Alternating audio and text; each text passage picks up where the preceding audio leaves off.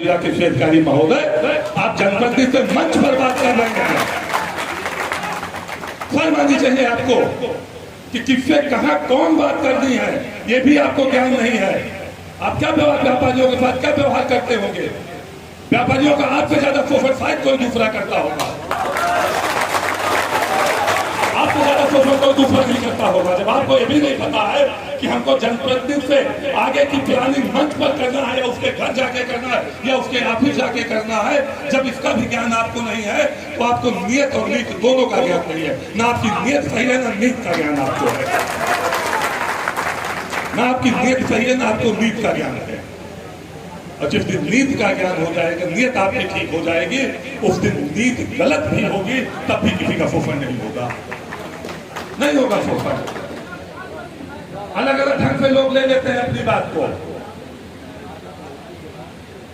लिखा क्या गया है, समझना क्या है, उसको अपने अपने ढंग से आदमी समझ लेता है। हम रामचरितमानस की उसी चौपाई में आ जाते हैं जिसमें लिखा गया है सूत्रगवार को ढोल पसनारी, ये है तारणा के अधिकारी। अपने अपने ढंग से उसका अर्थ लोग ले रहे। कोई वो कह रहा है सूर्य को गंवार कहा गया, गंवार कहा गया है, इनको पीटने के लिए कहा गया है, मारने के लिए कहा गया है, इनके उत्पीड़न के लिए कहा गया है। कोई कह रहा है इसकी निगरानी के लिए इसको लिखा गया है, इनको ताड़ना के लिए, इसको ताड़ते रहने के लिए कहा गया है।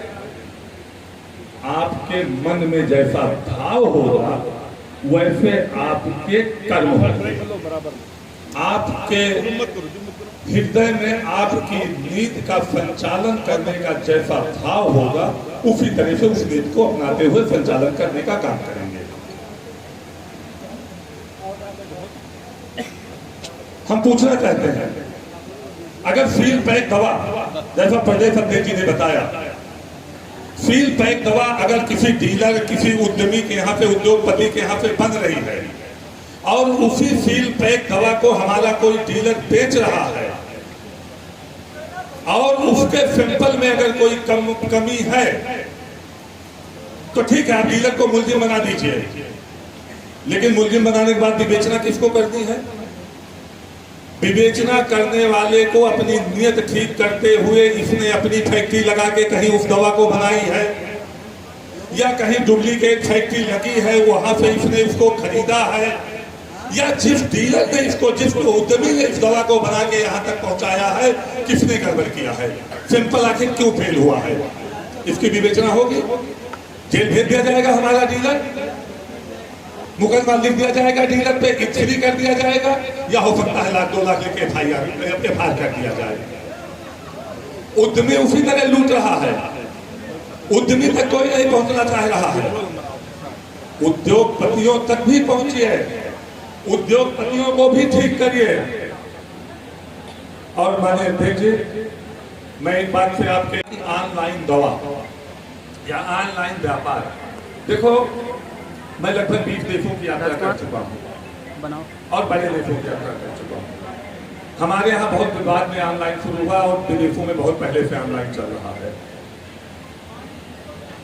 हम एक एलर्जी की दवा लेते हैं, मुझे स्किन एलर्जी हो गई है तो धूप लगना, थोड़ा सा चेहरे पे लालपन आ जाता है, हाथ में थोड़े से दाने आते हैं। मेरी दवा खत्म हो गई दिल्ली में, मैंने ऑनलाइन उसका ऑर्डर किया, जहां से मुझे दवा जिस कंपनी के उससे मंगवाना था ऑनलाइन से, वो दवा नहीं ले आया और उसने कहा कि पहले जिस डॉक्टर ने लिखा है उसका पर्चा मुझे चाहिए। मैंने लखनऊ फोन किया, पर्चे का व्हाट्सएप मंगवाया, फिर मैंने उस पर अपने पर्चा भेजा और वो दवा 3 दवा थी, उसमें से एक अंडरलाइन करके तब मेरी दवा आई। ऐसी कोई व्यवस्था होनी चाहिए। मैं ये नहीं कहता कि ऑनलाइन व्यापार बंद होना चाहिए, ऐसी कोई व्यवस्था होनी चाहिए जिसमें किस फसल के लिए वो दवा मंगाई जा रही है। बुद्धिमान लोग, बहुत ज्यादा पढ़े लिखे लोग रोड पे घूम रहे हैं और नौकरी पाते ही कैसे आदमी का भाव खराब हो जाता है अपने साथियों के प्रति, अपने जैसे उन।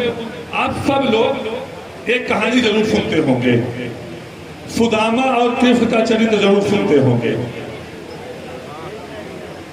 जैसे मैं भी कहीं कहीं जाता हूं तो लोग बोली देते हैं, आइए आइए भैया कम से कम सुदामा की कुटिया पे पधारिए। तो मैं पूछना चाहता हूं जैसे किस्मों से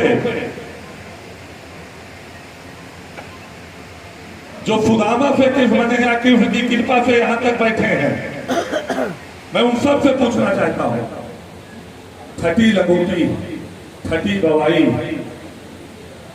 झुकी हड्डी के साथ भगवान कृष्ण के पास जब सुदामा जी पहुंचे और 2 मुट्ठी चावल में ही उनको सब कुछ मिल गया और लौट के आए तो उनकी पत्नी रानी हो चुकी थी, उनका महल बन चुका था।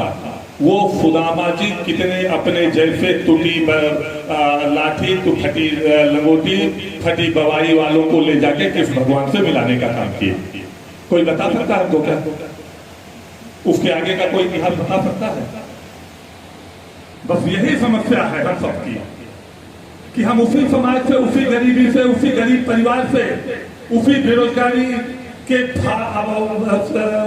व्यक्तियों के बीच से उन्हीं जरूरतों के अभाव को महसूस करते हुए जब भगवान कृष्ण की कृपा हम पर हो जाती है, भगवान राम की कृपा हो जाती है, माँ दुर्गा की कृपा हो जाती है, ईश्वर की कृपा हो जाती है, हमारे पूर्वजों के हम पे कृपा हो जाती है और हम आगे निकल जाते हैं, तो अपने जैसे सुदामाओं को घूम के देखने का काम नहीं करते, चाहते हैं उनकी लंगोटी भी छीन लिया जाए, उनकी लाठी भी टूट लिया जाए, लूट लिया जाए।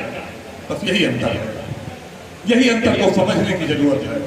और जिस दिन हम इस अंतर को समझ जाएंगे, जिस दिन हमारे अंदर ये भाव हमेशा बना रहेगा कि अरे इन्हीं के बीच से तो मैं भी निकल कर आया हूं, इन्हीं जैसा तो मैं भी था, ऑनलाइन मैं भी बर्गर पिज्जा नहीं मंगा सकता था, मैं रेस्टोरेंट पे अपने परिवार के साथ लंच या डिनर नहीं कर सकता था, दाल चावल खाने पे या दाल के बिना कभी कभी चावल नमक तेल खाने पर मजबूर था मेरा परिवार।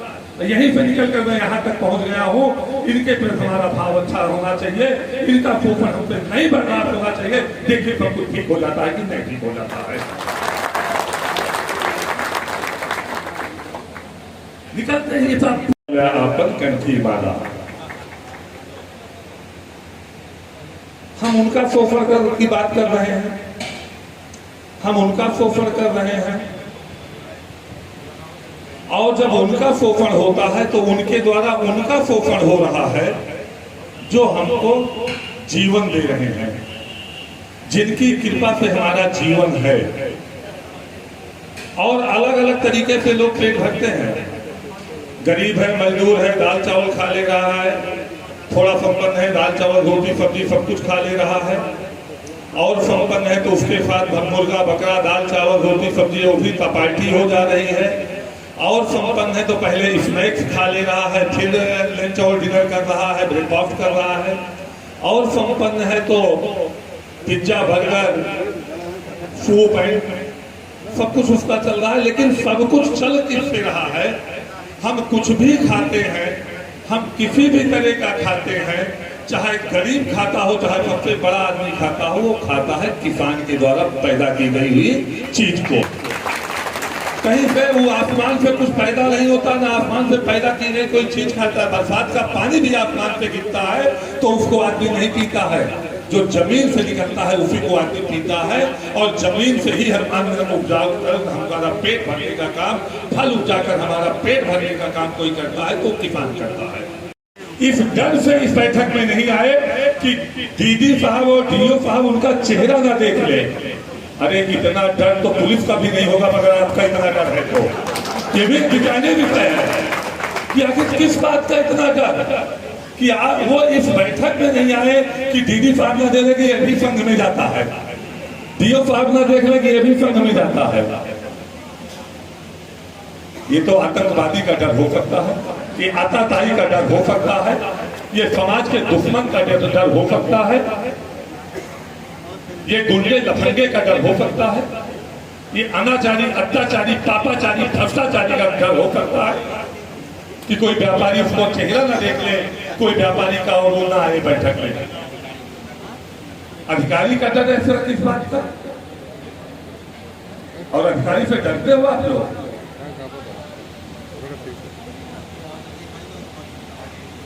क्यों डरते हो भाई? अच्छा, डरते भी क्यों हो मैं भी बता दूं, इनको तो बहुत सुनाया, आप लोग भी सुन लो। कुछ गलत करते होगे तभी डरते होगे, जो गलत नहीं करता होगा वो डर नहीं करता, जो गलत करता होगा वही डरता होगा।